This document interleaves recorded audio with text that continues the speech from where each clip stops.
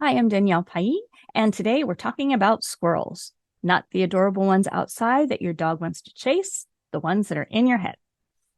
Now, if you're a creative type like myself, you have a lot of ideas, so many ideas that sound exciting that sometimes you get stuck. Like, I have so many, I don't even know where to start.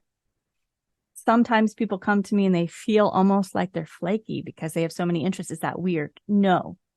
If you're a creative type, you're going to have a lot of different things that you want to do. Even if you have a regular full-time job, there's going to be some stuff you're going to do on the side because that's just who you are. This video is particularly important for people who are self-employed, in career transition, or perhaps working part-time and trying to build out the rest of their schedule. So we're not going to get it all tackled in this one short video, but there are a couple things that we can start with.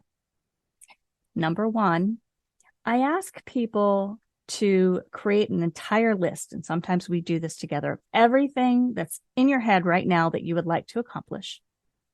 And I say it's not that the answer is no, but there are going to be some things that are not right now.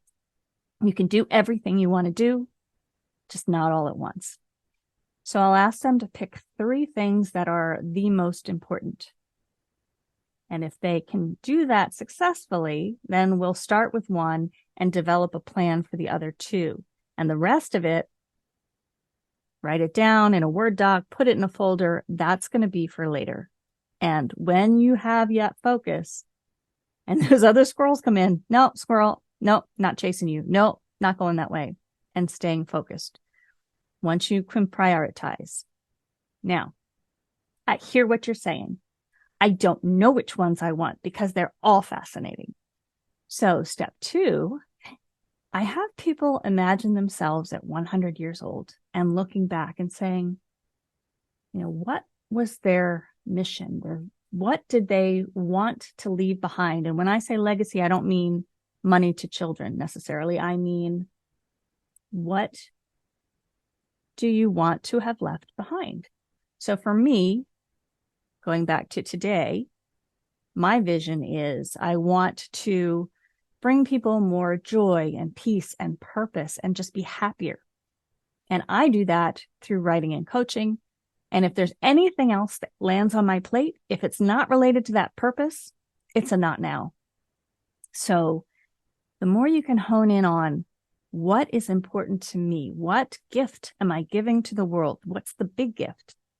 Then you look at your list again and see whatever is not in alignment with that vision has got to go in the not now pile. And that sometimes helps people narrow a little bit further.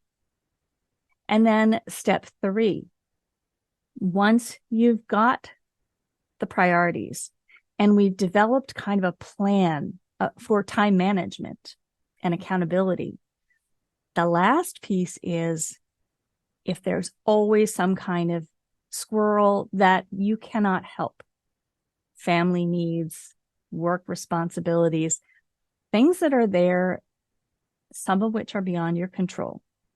So then it becomes reworking your list to fit into that.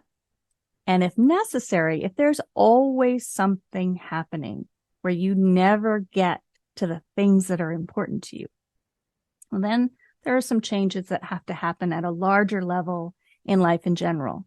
For example, it might be that you are assuming responsibility for everything and everyone, and perhaps you need to delegate or set some boundaries. There are many different reasons. So as a starting place, there's a little visualization I want to leave you with, and I invite you to reach out if you want to talk about any of this further or do some brainstorming to create any kind of work or production plan for yourself. But in this visualization, you'll simply close your eyes. You start by focusing on your breath.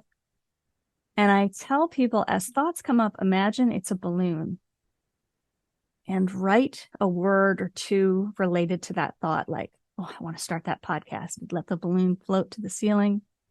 Another thing comes up in your mind, like, oh, I want to travel and go over here and visit this place. Okay, write down the place on that imaginary balloon, let it float up. So as the thoughts are coming to you, give them a word or phrase. Watch the balloon float up, and you might have 100 above your head floating. And then you return to your breath. Try to let those thoughts go. And then if you can, sit here for maybe about 10 minutes, if that's possible, 5 if that's too much. And as you focus on your breath, you might say, okay, I'm going to reach up. I'm going to pull down a balloon. I'm going to look at it. Which one did you pick?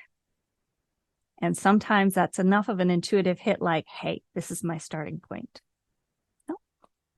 Thanks for tuning in. Once again, please visit the link below and reach out if you'd like to talk more. Have a good day.